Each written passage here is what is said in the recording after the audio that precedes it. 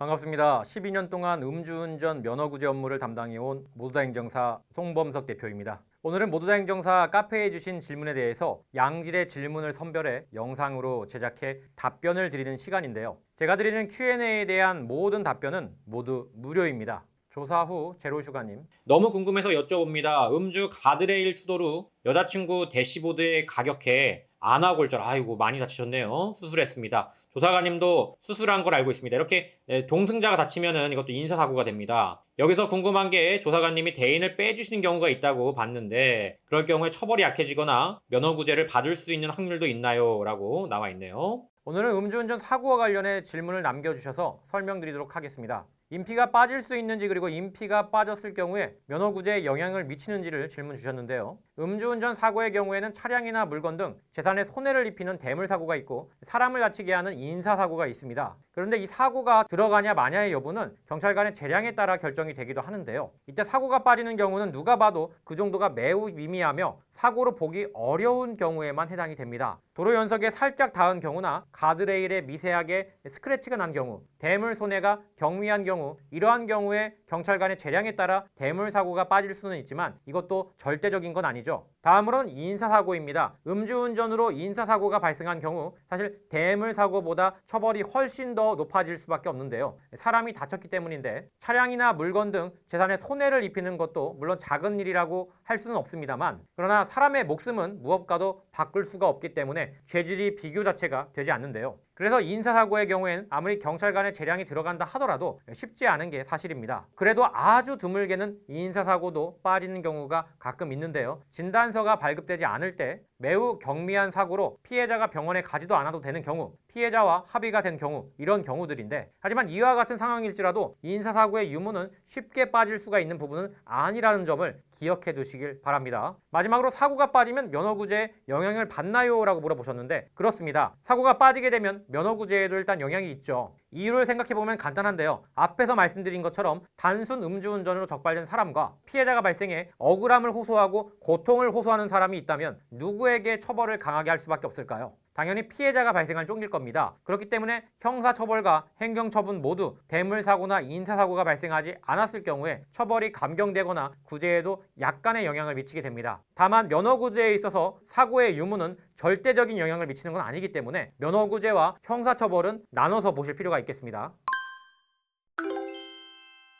여기까지 모두다 행정사 송범석 대표였습니다. 이 영상이 도움이 되셨다면 좋아요와 구독 부탁드리고, 저희 모두다 행정사 카페에서는 양형자료 매뉴얼을 비롯해 면허구제를 위한 매뉴얼까지 무료로 제공하고 있으니 아래 하단 링크를 클릭하시고 카페로 넘어와서 받아가시길 바랍니다.